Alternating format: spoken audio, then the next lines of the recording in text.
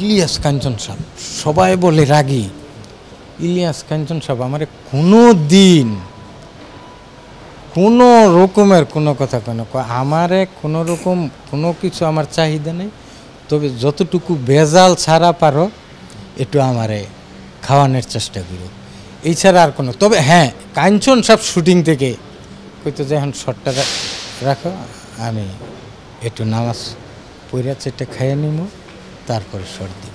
সে director থাকলো, artist থাকলো, এইটা আমি পাইছি কাঞ্চন সাহেবের। ওরে বাবা, তারা সবাই ওই মনে করেন ববিতা ম্যাডাম, চম্পা ম্যাডাম, রুজিনা ম্যাডাম, ওরা খুব টাইমলি একদম। পারভেজ সাহেব, ওরা তো পারভেজ সাহেব তো সবার আগে আইতো। না, দেরিতে শুটিংয়ে শুরু হয়েছে। একটি ছবি আমার খেলা আছে 1 নাম্বার ফুলরে, সেই ছবিটাও আমার মনে হয় আমার যতটুকু সম্ভব আমার ছবি ব্যথার দান। আলমগীর সাহেব, স্বর্ণ ম্যাডাম এসে বৈশা রয়েছে, আলমগীর সাহেব একটু আসতে দেরি হয়েছে, তো কামাল আহমেদ সাহেবরে কিন্তু আলমগীর সাহেব সাংঘাতিক অনার করত এবং খুব করত। তো আলমগীর সাহেব আইসে মতন চা খাইলো, 1 কাপ চা খাইছে, চা খাইয়া মেকআপ টেকআপ নিব।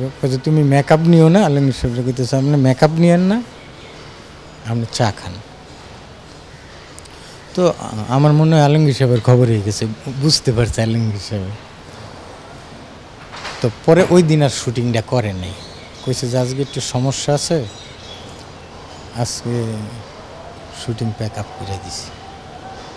তো ওইটা শাবানা ম্যাডাম ওই বুঝতে পারছি আর কি। তো ওই দিন শুটিং প্যাক আপই করে দিছি কামাল আহমেদ। ওরে না, ওই দিন হয়তো কোনো কারণবশত কোনো রকমের কোনো কিছু হয়েছিল, আমার এই একটা আছে, আর নাই তো তারা সবাই টাইমলি আইতো। আলমগীর সাহেব, রাজ্জাক সাহেব, তারপরে এই সোহেল রানা, ওয়াসিম ভাই, এটি সব, শাবানা ম্যাডাম, ববিতা, অঞ্জনা, শাবনুর তো আমার সাথে খুব শয়তানি করতো। আপনি না হইলে শাবনুর রে সামনাসামনি দেখা হইলে কইতে পারবেন, শাবনুর আমার কান্দে দৈর্য ছাড়া হারতই না।